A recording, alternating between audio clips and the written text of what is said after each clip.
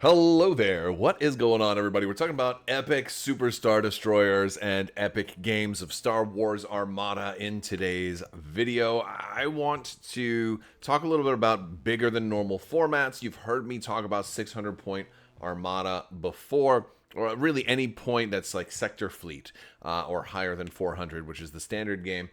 Is definitely a fun thing to consider because you can do a lot of wild and crazy stuff. So we're going to talk about the approach to wild and crazy as it applies to the Super Star Destroyer, and also some ideas of like what would be more balanced and not so wild and crazy, and some of the interesting kind of thought process that goes into it. If you guys haven't already, make sure you're entered to win that 12 days of Life Day giveaways. We are doing 12 giveaways in December. This is going to be between patrons and people who enter. You just have to be a subscriber and leave a comment on this or one of my videos to enter to win that. So there'll be surprise giveaways, lots of surprises in December. So if you're already subscribed, you're already halfway there. Just let me know some of your thoughts for epic Armada or really, really big or over-the-top fleets in tabletop gaming down in the comments section below. Plus, you can join our Discord and keep the discussion going there and have all kinds of fun with us. So let's talk a little bit about epic. 600 points is kind of where my mind has been at lately. You know, it's starting to become embraced a little bit more. More and more of you have been telling me that you've been playing some Sector Fleet, been trying out 600 points. Important thing to know is if you're playing Sector Fleet, which is basically like the official version to go above 400 points. So there you have 600 point, 800 point, 1000 point Sector Fleet. It's that there are some rules changes. For one, you know, you can have up to 3 flotillas. You're not locked at only the 2 flotilla cap. You're also, you changes, it's not a third of your fleet for squadrons anymore. It's now 25% of your fleet. So at 600 points, it only jumps up to 150. And so it's only like one more squadron. And in some cases, no more squadrons. You might run less squadrons because ace limit is per 100 points. Aces with defense tokens, unique squadrons with defense tokens, otherwise called aces. You can only have one of those per 100 points. So at 600 points, you could run 6 aces. That could easily use up all of your points. So, you know, there's a lot of things to consider. And sometimes when I have played larger point games, they end up being over very quickly. One of those reasons is because people don't necessarily build just, you know, an extra 50% of fleets. They run fewer ships. Like, hey, let's try and run triple Starhawk. If we want to recreate the Star Wars Aftermath, the Battle of Jakku that had 3 Starhawks present, you know, you can't do that in the normal 400 game. So in a 600 point game, yeah, you can do that. It's not a whole lot to keep track of, though. That's most of your points. Right there in those 3 ships, you can put a commander on there, and you're going to have very few left for any squadrons or upgrades. It's a thing to consider. You can easily have only 3 ships in a 600-point game, whereas you can run like 7 in a 400-point game. So, you know, it's very strict. Now, granted, if you're running a 400-point game, you're not trying to do something over the top like triple Starhawk. That's crazy to think that anybody would want to do triple Starhawk. It's also possible to have even less than 3. I've put together lists before that are just absolutely absurd. You can put, you know, if you max out the points that you can put like on an SSD, an Executor SSD 2, you can get like almost 550 points on this thing and then have enough left for one more ship, and that's basically it. It's it's a little absurd. And then the thing is, even your other ships, you know, is not going to be much, or you do squadrons or whatever. You can end up just a single ship, you know, in a 600 point list. It's definitely possible. And the over-the-top Super Star Destroyers have so many upgrades, it's easy to put loads and loads of upgrades. So what are some more reasonable things you can do in Star Wars Armada if you're running Sector Fleet? Well, for one, you can build normalized 400-point fleets and then just add like 1 or 2 extra ships to a 400-point fleet. Gives you a little bit more than what you had before. Your objectives are still going to work. They're still going to largely feel the same. So that is incredibly helpful. But also, there's little other extra things you could do. Again, focus a little bit on aces. Run a couple of upgrades that you might not have run. Maybe run doubles of like 2 Imperial Star Destroyers. A lot of times people will have only 1 ISD and then some supporting ships, but maybe you just run a double of your flagship. Doubles are a good way to, you don't have to worry about as many upgrades, because 600 points can be a little overwhelming, especially if you're newer to the game or if you've never played anything larger than 400 before. Running a higher points limit is a good excuse to just double up on the upgrades. Hey, everybody's running spinal armament or something like that. Less things for you to remember. I definitely suggest trying to keep it simple. Maybe not run too many upgrades or have a lot of duplicate style ships. So this way it's easier to remember what things do. And so don't change up the formula too much from your standard 400-point game. But I did say that this video was Epic SSD. So what if you do want to go a little bit over the top? Is there a balanced way to run a super huge Executor 2 Star Dreadnought? You know, it's crazy. So let's take a look at it, and that's what we're gonna do. So we've got 4 different types of SSDs.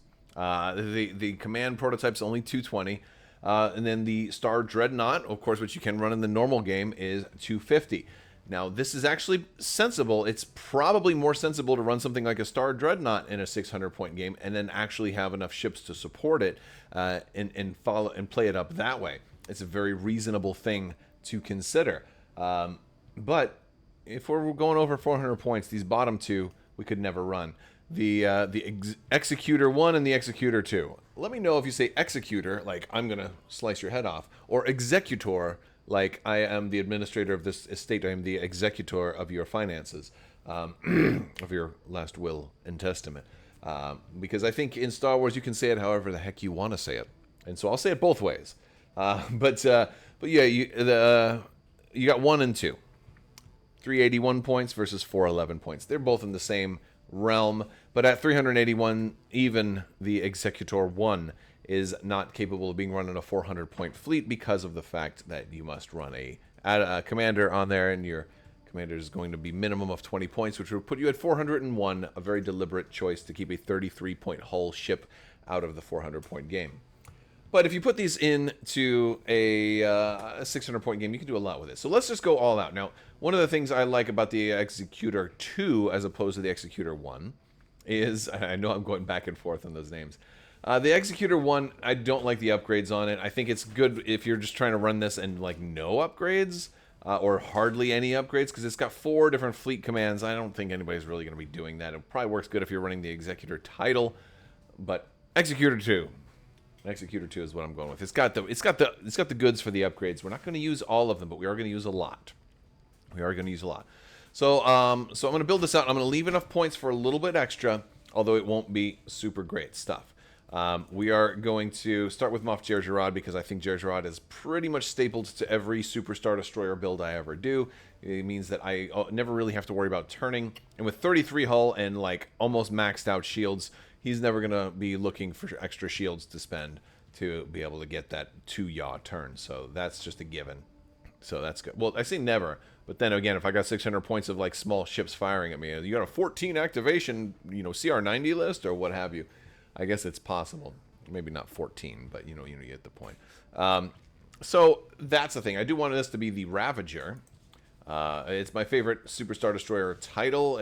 You get a free Concentrate Fire token. I like to do Concentrate Fire. Usually you run gunnery teams with these things. That's pretty standard. Let me go ahead and put gunnery teams on. Those things are very, very good. Another thing that I always run is I run Director Krennic.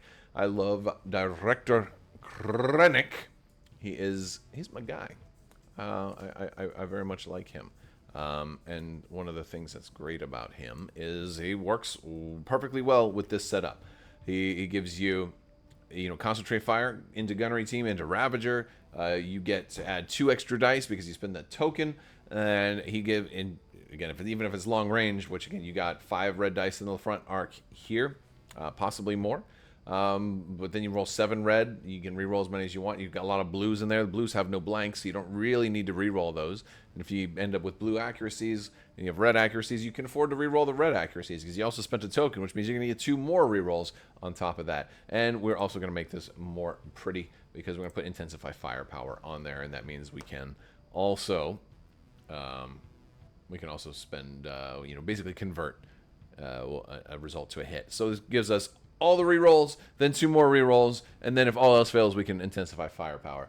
And so that's good. We'll have Darth Vader somewhere in the fleet too, so even if all else fails, even more, we can really go crazy.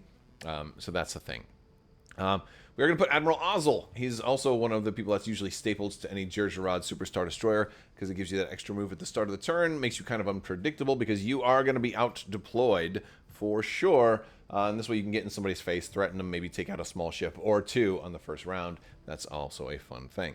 Now, one of the things I'm going to do in this build is I'm going to put a tactical expert here. Look, there's some dial shenanigans. There's people that are going to do things to you. Tactical expert, hear me. All right, I know I'm not going to need nav because I have Moff Jerjerrod. I know I'm not going to need squadrons because I'm not running any squadrons in this build. So this means I can set engineering for every dial, and anytime I need concentrate fire, I just change it, which I'll probably change it just about any time. Anytime I need engineering, I just don't change it. And then I let engineering just flow through. What this insurance, because what's more important to me is having concentrate fire, because all of my tech depends on concentrate fire. This protects me from dial shenanigans, and I'm protected from raids because I'm a huge ship, so I'm going to get a free token, so then I can just go ahead and spend that token, you know, and do all the shenanigans. So Tactical Expert is the insurance policy that says I'll always be able to use Gunnery Team, Ravager, Krennic, and so on and so forth. Might not be able to always use the extra token from Ravager because sometimes we're going to want to save a token for Intensify Firepower. I don't know if we'll use Intensify Firepower all game long. You know, we'll make that decision kind of based on the gameplay.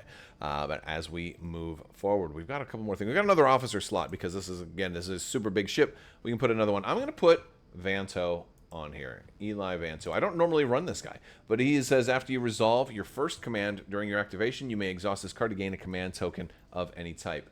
One of the beautiful things about that is he can give me a little bit of engineering in there if I do want to just slowly start getting some shields back. This is a ship that has 5 engineering value. That means a token gives you 3 points.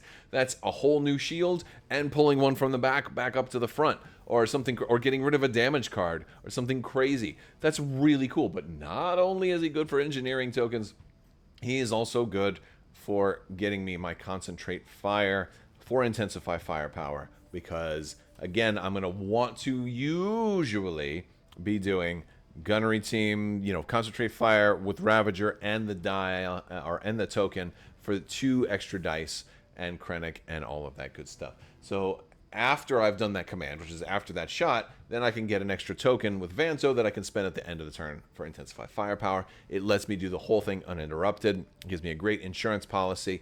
Again, all of this tech is working together. It's beautiful. It's fun. And we're already at 474 points, so we're moving up there quickly. All right, we're going to skip a couple of these upgrades. We are going to jump down to turbo lasers. We're going to jump down to turbo lasers, and there's a couple that we're going to add here. Now, a lot of times on an SSD, I run spinal armament. No harm if you do want to run spinal armament, but I'm not going to do that here. Reason being is I want to run enhanced armament instead. It's 1 more point, still modification. It does my left and right hull zones. Now, keep in mind on a Superstar Destroyer, the left and right are considered the front left and the front right. The rear left and rear right are the auxiliary left and auxiliary right. So if it just says left or right like enhanced armament, that's just those front left and right. But what that does is that gives me 5 in the front, 5 red in the front, 5 red in the front right, and 5 red in the front left. And people are definitely going to be trying to arc dodge and get out of the front of this thing. And this gives me basically my entire front half of the ship is the super ultra death zone. I think enhanced armament is the more well-balanced option, because if you do want to stay in the front zone, you're still going to die badly. Nobody will stay in the front of this thing. People are going to try to get around.